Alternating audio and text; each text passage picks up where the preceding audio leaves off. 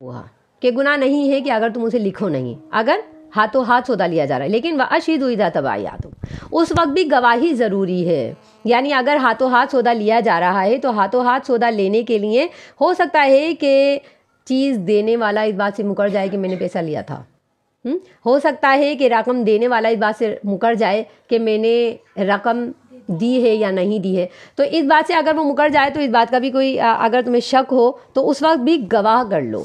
یعنی کہ ہاتھوں ہاتھ سودا ہوا ہے، لیکن ہاتھوں ہاتھ سودا لینے کے لیے اگر جیسے کہ کوئی بڑی چیز ہے، جیسے کوئی گاڑی خریدی جا رہی ہے، کوئی بڑا جانور خریدا جا رہا ہے، ہاتھوں ہاتھ بھی لیا ہے، لیکن اس وقت بھی گواہ بنا لو، یہ زیادہ بہتر ہے.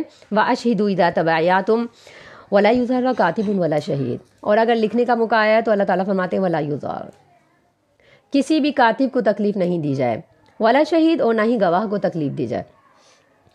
کاتب اور گواہ کو تکلیف کس طرح دی جائے؟ یعنی کہ کاتب کو وقت بے وقت بلایا جائے گا اور گواہ کو بھی وقت بے وقت بلایا جائے. یعنی سوتے سوتے رات کے کسی پہر میں کاتب کو بلا لیا جائے اور یہ کہا جائے کہ تمہیں لکھنا پڑھنا آتا ہے، چلو آؤ ہمارے ہاں گواہی دے، یعنی کہ لکھنے کے لیے آ جاؤ. یا گواہ کے لیے کسی ایسے یعنی کہ جگہ پہ اسے بلایا جائے کہ جہاں پر اس کا جانا ضرور یعنی کہ مشکل ہو جاتا ہے، کسی دور کی جگہ پر یا نامعلوم جگہ پر اسے انوائٹ کیا جائے کہ وہاں پر گواہی دینے کے لیے آؤ. تو کہا کہ ولا یضر کاتب ولا شہید، کاتب کو بھی کوئی تکلیف نہ دی جائے، آسانی کا معاملہ کیا جائے. اگر یعنی کہ ان کا احسان لیا جا رہا ہے تو ان کے ساتھ احسان کا معاملہ کیا جائے. ولا یضر کاتب، نہ لکھنے والے کو تکلیف دی جائے، ولا شہید، اور نہ ہی گواہ دینے والے کو اس طریقے سے بھی. اور دوسرا یہ ہے کہ انہیں کسی بھی طریقے سے بلیک میل نہ کیا جائے. ہو سکتا ہے کہ لکھنے والا کوئی غریب ہے، کسی نچلے طبقے کا مالک حامل ہے، یا یہ کہ گواہ ہے وہ بھی کسی نچلے طبقے کا انسان ہے، تو اسے اس بات پہ مجبور کیا جائے کہ تمہیں جو گواہی دینی ہے وہ ہماری مرضی کے مطابق دینی پڑے گی. یا کاتب کو بھی کہا جائے کہ تم یہ والی کتابت کو مٹا دو، دوسری کتاب کو لکھ لو. تو کہا ولا یضار، کسی بھی شکل کے اندر نہ کاتب کو تکلیف دی جائے گی اور نہ ہی شہید گواہ کو تکلیف دی جائے گی. وَإِن تَفْعَلُوا فَإِنَّهُ فُسُوقٌ بِكُمْ، اگر تم نے ایسا کیا یہ تمہارا گناہ شمار کیا جائے گا. یعنی کہ کسی بھی طریقے سے تم نے ان دونوں میں سے ایک کو بھی یا دونوں کو اگر تکلیف دینے کی کوشش کی تو اللہ تعالیٰ فرماتے ہیں یہ تمہارا فسوقٌ بکم، یہ تمہارا گناہ شمار کیا جائے گا. واتقوا اللہ، کسی بھی غلط معاملے کو کرنے سے پہلے اللہ سے ڈر جانا. ویعلمکم اللہ، اللہ تمام معاملات کی تعلیم تمہیں دے رہا ہے، کیا معاملہ کس طریقے سے کرنا ہے. واللہ بکل شیء علیم، اللہ آگے آنے والے تمام فسادات کو جانتا ہے. کل کن کن شبہات کو پیدا ہونا ہے، کیا کیا معاملے صحیح اور غلط ہونے ہیں، تو ان تمام معاملات کی تصحیح کرنے کے لیے اللہ نے آج تمہیں یعلمکم اللہ ہر قسم کی تعلیم دے دی ہے. واللہ بکل شیء علیم، کیونکہ اللہ آئندہ کے تمام معاملات کو اچھے سے جانتا ہے. وَإِن كُنتُمْ عَلَى سَفَرٍ وَلَمْ تَجِدُوا كَاتِبًا فَرِهَانٌ مَّقْبُوضَةٌ فَإِنْ أَمِنَ بَعْضُكُمْ بَعْضًا فَلْيُؤَدِّ الَّذِي اؤْتُمِنَ أَمَانَتَهُ وَلْيَتَّقِ اللَّهَ رَبَّهُ وَلَا تَكْتُمُوا الشَّهَادَةَ وَمَن يَكْتُمْهَا فَإِنَّهُ آثِمٌ قَلْبُهُ وَاللَّهُ بِمَا تَعْمَلُونَ عَلِيمٌ. وَإِن كُنتُمْ عَلَى سَفَرٍ، اگر تم سفر میں ہو، وَلَمْ تَجِدُوا كَاتِبًا، اور تمہیں کوئی کاتب نہ ملے لکھنے والا، فَرِحَانٌ، تو گروی رکھنا ہوگی. مقبوضہ، مقبوضہ چیز، کوئی بھی ایسی چیز گروی رکھنی پڑے گی جو تمہارے اپنے قبضے کی چیز ہو. فَإِنْ أَمِنَ بَعْضُكُمْ بَعْضًا، پھر جب تم میں سے بعض بات سے امن میں آ جائے، فَلْيُؤَدِّ الَّذِي اؤْتُمِنَ أَمَانَتَهُ، تو ادا کر دے وہ شخص جسے امانت رہن میں دی گئی ہے. وَلْيَتَّقِ اللَّهَ رَبَّهُ، اور چاہیے کہ وہ اللہ اپنے رب سے ڈرے. وَلَا تَكْتُمُوا الشَّهَادَةَ، اور تم گواہی کو نہ چھپاؤ. وَمَن يَكْتُمْهَا، اور جو کوئی گواہی کو چھپائے گا، فَإِنَّهُ آثِمٌ قَلْبُهُ، تو اس کا دل بڑا گناہگار ہوگا. وَاللَّهُ بِمَا تَعْمَلُونَ عَلِيمٌ، اور اللہ تعالیٰ ان اعمال کو جو تم کرتے ہو اسے علیم جاننے والا ہے. وَإِن كُنتُمْ عَلَى سَفَرٍ، اگر تم سفر میں ہو، ابھی حالت حضر تھی، تجارتاً حاضرتاً، حالت حضر ہے، آپس میں آمنے سامنے سودا ہو رہا ہے. اور پھر آمنے سامنے سودا ہو رہا ہے تو کچھ سودا ایسے ہو رہا ہے کہ بس یہاں رقم دی اور وہاں لے لی، اور کچھ سودا ایسا ہو رہا ہوتا ہے کہ جو قرض کی صورت میں ہو رہا تھا، تو اس کے بارے میں معاملات تھے. اب ایسا معاملہ ہے کہ سودا لینے اور دینے والے دونوں سفر میں ہیں. وَإِن كُنتُمْ عَلَى سَفَرٍ، اگر سفر کے اندر سودا ہو رہا ہے تو اس کی کیا کیفیت ہوگی. اللہ فرماتے ہیں وَلَمْ تَجِدُوا كَاتِبًا، ایسی صورت میں لکھنا تو ضروری ہے، ظاہر سی بات ہے. اگر سودا ادھار پر ہو رہا ہے اور وہ بھی سفر کے اندر ہو رہا ہے تو پھر ایسے میں کیا کیا جائے گا. فرمایا کہ فَرِحَانٌ مَّقْبُوضَةٌ، ایسے میں رہن کا معاملہ کیا جائے گا، گروی رکھنا. اور گروی رکھنا کون سی چیز؟ مقبوضہ، جو کہ مقبوضہ چیز ہو، یعنی کہ ایسی چیز کہ جو آپ کی اپنی دسترس میں ہے. مقبوضہ چیز کو رہن رکھوایا جائے گا. جیسے کہ نبی صلی اللہ علیہ وسلم نے اپنی زیرہ کو رہن رکھوا کر اور غلہ حاصل کیا تھا اپنے گھر والوں کے لیے, تو آپ صلی اللہ علیہ وسلم نے وہ زیرہ کسی یہودی کے پاس رہن رکھوائی تھی. تو فرمایا کہ ایسی چیز کو رہن رکھوائیں جو آپ کی مقبوضہ چیز ہے, آپ کی ذاتی چیز ہے. ایسا نہ ہو کہ آپ نے پڑوس کی کوئی چیز لے کر کے رہن رکھوا دی, آپ نے پڑوسیوں کے کاغذات لیے اور ان کو رہن رکھوا دیا, وہ آپ کی مقبوضہ چیز نہیں ہے. مقبوضہ کا مطلب ہے جو آپ کی دسترس کے اندر ہے, آپ کی اپنی ذاتی چیز ہے. ایسا نہیں ہے کہ کسی نے آپ کے پاس امانت رکھوائی, آپ نے اٹھا کر کے اس کو رہن رکھوا دیا. کسی نے سونے کا سیٹ رکھوایا, آپ کو اپنے لوکر میں رکھنا, آپ نے لوکر میں سے نکالا, مقبوضہ رکھا, اسے رہن رکھا, اسے گروی رکھ کے آپ نے اس سے اور ان کے کوئی چیز حاصل کر لی. تو کہا کہ رہن رکھوانے کے لیے ضروری یہ ہے کہ وہ آپ کی اپنی ذاتی مقبوضہ چیز ہو. وَإِن كُنتُمْ عَلَىٰ سَفَرٍ, یہ سفر کے اندر ہے. آیت میں ایسا لگتا ہے کہ سفر کے اندر ہی صرف رہن کا معاملہ ہوگا اور حالت حضر کے اندر رہن کا معاملہ نہیں ہوگا. حالانکہ نبی صلی اللہ علیہ وسلم کی جو روایت ہے اسے صاف ظاہر ہے. حضرت انس رضی اللہ عنہ سے روایت ہے کہ نبی صلی اللہ علیہ وسلم نے جب وفات پائی تو حال یہ تھا کہ آپ کی ایک زیرہ یہودی کے پاس 3 وسق جو کے بدلے میں رہن رکھی ہوئی تھی. آپ صلی اللہ علیہ وسلم حالت حضر میں تھے, حالت سفر میں نہیں تھے. تو آپ صلی اللہ علیہ وسلم کے عمل سے یہ بات ملتی ہے, یعنی اس آیت کی جو تفسیر ہے اس کے اندر حدیث سے یعنی کہ ہمیں وضاحت یہ ملتی ہے کہ حالت سفر کے اندر اللہ تعالیٰ نے فرمایا کہ رہن رکھوایا جائے گا, لیکن حالت حضر کے اندر نبی صلی اللہ علیہ وسلم کے عمل سے اس بات کی رعایت اور ملتی ہے کہ حالت حضر کے اندر بھی رہن لیا اور دیا جا سکتا ہے. تو وَإِن كُنتُمْ عَلَىٰ سَفَرٍ, سفر کے اندر اس لیے کہا کہ سفر کے اندر گواہ ملنا مشکل ہے. گواہوں کو ڈھونڈنا, ایک تو انسان خود سفر میں ہے, وہ خود ایک نامعروف سی شخصیت ہے. دوسرا یہ ہے کہ اگر وہ کسی جگہ کو نہیں جانتا, وہاں کے رہائشی لوگوں کو نہیں جانتا, تو وہ گواہ کیسے لے کر آئے گا؟ اور گواہ اگر لے کر بھی آ جائے گا تو وہ گواہ کیا معلوم کہ وہ کس طریقے کے گواہ ہیں, وہ ان کو جانتا نہیں ہے. یعنی ان کی پرسنالٹی کیسی ہے, وہ امانت دار ہے یا امانت دار نہیں ہے. تو کہا کہ اگر ایسی صورت آ جائے گی تو گواہوں کو ڈھونڈنے سے بہتر یہ ہے کہ آپ مقبوضہ چیزیں رہن رکھوا دیں. تو وَإِن كُنتُمْ عَلَىٰ سَفَرٍ, اگر سفر میں ہو یا حالت حضر, جیسے کہ نبی صلی اللہ علیہ وسلم کی سنت سے پتہ چلا. وَلَمْ تَجِدُوا كَاتِبًا, اور آپ کو لکھنے والا کوئی نہ ملے تو فَرِحَانٌ مَقْبُوضَةٌ, آپ جو چیز ہے اسے رہن رکھوا دیں اور رہن رکھوا کر آپ وہ قرضہ حاصل کر لیں, یا کوئی بھی چیز ہے اسے بدلے میں حاصل کر لیں. فَإِنْ أَمِنَ بَعْضُكُمْ بَعْضًا, اگر تم میں سے ایک دوسرے سے امن میں آ جائے. یعنی امن میں آ جائے کا کیا مطلب ہے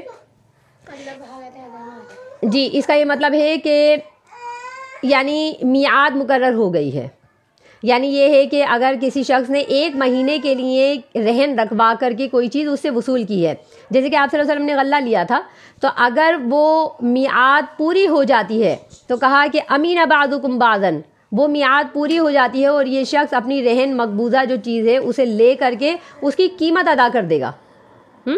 یعنی امن میں آنے کا مطلب یہ ہے کہ ابھی وہ حالت سفر میں تھا, حالت سفر میں اس کے پاس اتنی مالیت نہیں تھی کہ وہ رقم کی شکل میں اس شخص کو پیسے دیتا, تو رقم کی صورت میں اس نے بدلے میں رہن رکھوائی چیز. اب 1 مہینے 2 مہینے یا 6 مہینے یا سال بھر کی میعاد مقرر ہوئی, اب سال پورا ہو گیا تو کہا کہ امین بعضکم بعضاً, اب جو ایک دوسرے سے امن میں آ گئے, یعنی کہ اس شخص کے حالات صحیح ہو گئے اور اس شخص نے اتنی مالیت حاصل کر لی, اور دوسرے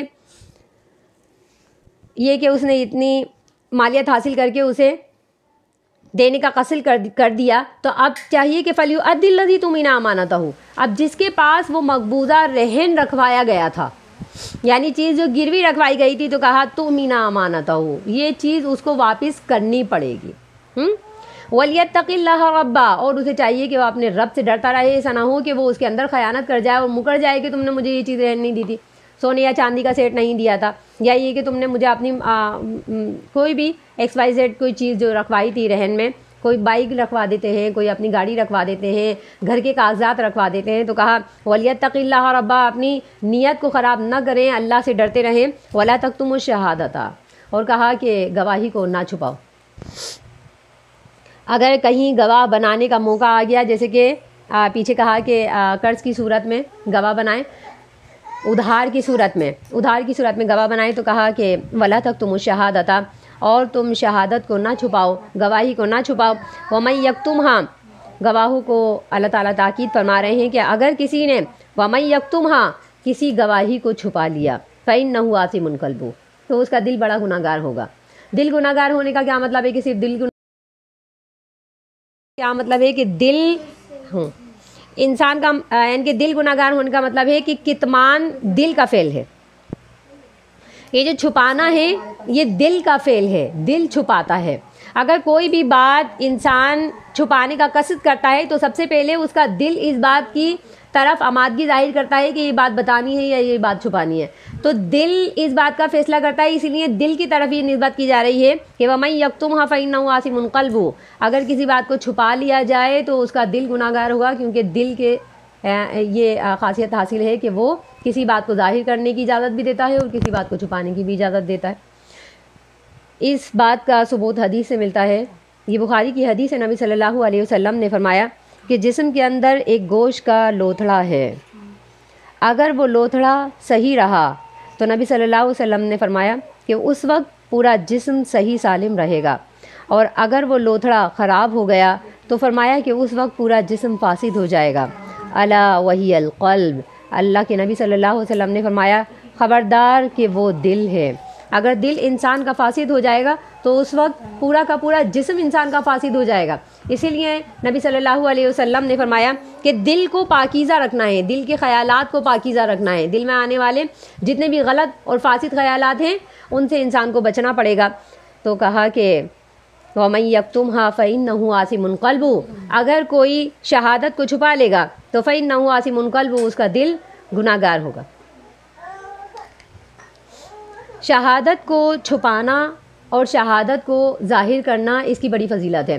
اگر شہادت کو ظاہر کیا جا رہا ہے تو اس کے لیے نبی صلی اللہ علیہ وسلم نے فرمایا، مسلم کی روایت ہے کہ بہترین گواہ وہ ہیں، بہترین شہادت دینے والے وہ لوگ ہیں کہ جن کو جب گواہی کے لیے بلایا جاتا ہے تو وہ بلانے سے پہلے ہی از خود ہی گواہی کے لیے آ جاتے ہیں، یعنی کہ ان کو اس بات میں دلچسپی ہوتی ہے کہ دو لوگ آپس میں جھگڑا نہ کھا جائیں، ان کے آپس میں اختلافات نہ ہو جائیں۔ تو فرمایا کہ بہترین گواہی دینے والے وہ ہیں کہ جب انہیں بلایا جاتا ہے انہیں پہلے سے ہی ڈیٹ پتہ ہوتی ہے، پہلے سے یہ معاملے کی یعنی ان کو یاد ہوتا ہے، اس بات کی اہمیت ہوتی ہے کہ دو لوگ آپس میں لین دین کر رہے ہیں، تو ہماری بھی اہمیت ہے وہ گواہی دینے سے قبل ہی خود ہی وہاں پر موجود ہو جائیں۔ تو نبی صلی اللہ علیہ وسلم نے فرمایا کہ ایسے گواہ یہ بہترین گواہ ہیں۔ اور نبی صلی اللہ علیہ وسلم نے فرمایا، مسلم ہی کی روایت ہے کہ بدترین گواہ کون ہیں؟ بدترین گواہ وہ ہیں کہ جب انہیں گواہی کے لیے نہ بھی بلایا جائے، ان کی گواہی نہ بھی لی جائے، وہ پہلے سے ہی گواہی دے دیں۔ یعنی کسی کو گواہ مقرر نہیں کیا جا رہا، کسی سے گواہی مانگی نہیں جا رہی، اور کچھ لوگ ایسے ہی ارد گرد میں موجود ہیں کہ جو خود ہی گواہی دینے کے لیے تیار ہو جاتے ہیں، اور وہ گواہی اس لیے دے رہے ہیں کیونکہ وہ جھوٹی گواہی دیتے ہیں، وہ بناوٹی باتیں کرتے ہیں۔ تو نبی صلی اللہ علیہ وسلم نے فرمایا کہ بدترین گواہ ہیں وہ لوگ کہ جب انہیں گواہی کے لیے ابھی بلایا ہی نہیں جا رہا، کیونکہ لائک اینڈ ڈس لائکس ہوتی ہیں۔ ابھی یہ کہا کہ ایسے لوگوں کو گواہ کے لیے مقرر کرو کہ ممن ترضون من الشہداء، جو آپ گواہی کے لیے پسند کرتے ہیں۔ ابھی ارد گرد میں کچھ ایسے لوگ ہیں جنہیں ذاتی طور پر ہم پسند نہیں کر رہے، جن سے ہم جانتے ہیں کہ عداوت ہے، دشمنی ہے، یا کوئی ایسی چپکلش چل رہی ہے کہ ہو سکتا ہے کہ ان کے منہ سے کوئی ایسی بات نکل جائے کہ جو گواہی کے لیے موضوع نہ ہو، لیکن پھر بھی وہ گواہی کے لیے آگے پیش رفت کرتے ہیں۔ تو نبی صلی اللہ علیہ وسلم نے فرمایا یہ بدترین گواہ ہوتے ہیں۔ تو آج کل تو ٹرینڈ نکل گیا ہے نا کہ ہم اگر کہیں موجود بھی ہوتے ہیں تو ہم کسی بات میں لقمہ ضرور کھاتے ہیں۔ دو لوگ بات کر رہے ہیں تو ہم اس میں لقمہ ڈال دیتے ہیں اور ہم کہتے ہیں نہیں ہم تو اس طرح چاہتے ہیں، ہماری تو یہ خواہش ہے، یہ بات اس طرح نہیں، ایسے ہونی چاہیے۔ تو کمنٹس دینے سے پہلے اس بات کا صحیح طریقے سے تعین کر لیجئے کہ کمنٹس لینے والا کیا اس بات کے لیے راضی ہے کہ وہ آپ کی رائے لینا چاہتا ہے۔ تو آج کل تو کمنٹس دینا ایک عام فیشن بن گیا ہے، انسان کوئی بھی بات کرتا ہے، کوئی بھی کام کرتا ہے، میڈیا پہ چھوڑ دیتا ہے اور پھر لوگ ہاتھوں ہاتھ اسے کمنٹس دے رہے ہوتے ہیں۔ تو رائے دینے کے لیے پہلے یہ جان لیجئے کہ رائے لینے والا آپ کی رائے کے لینے کے لیے تیار ہے بھی یا نہیں، کیونکہ رائے ایک اہمیت رکھاتی ہے۔ انسان کے منہ سے جب کوئی بات نکلتی ہے تو وہ پوری شخصیت کی عکاسی کرتی ہے۔ تو انسان کو کوئی بھی بات ایسی کہنے سے پہلے کہ جس سے اس کی شخصیت کی نفی ہو جائے، پہلے اچھے طریقے سے سوچ لینا چاہیے۔ آج کل بولنے سے پہلے انسان نہیں سوچتا بلکہ بولنے کے بعد سوچتا ہے، اور ہو سکتا ہے کہ آج کل انسان تو بولنے کے بعد بھی نہ سوچے، اس نے سوچ کو بہت مختصر کر دیا ہے، بہت محدود، یعنی کہ ہمارے ہاں ایک زاویہ ہو گیا ہے، سوچ کو بالکل پردوں میں رکھ کے بند کر دیا گیا ہے۔ انسان سوچتا ہی نہیں ہے، نہ کہنے سے پہلے سوچتا ہے نہ کہنے کے بعد سوچتا ہے۔ تو کوئی بھی کمنٹس دینے سے پہلے اچھے طریقے سے جانچ پڑتال کر لینی چاہیے۔ تو فرمائے کہ فَإِنَّهُ عَاصِمٌ قَلْبُهُ وَاللَّهُ بِمَا تَعْمَلُونَ عَلِيمٌ، اور اللہ تعالیٰ ان اعمال کو جانتا ہے جو بھی کچھ تم کرتے ہو۔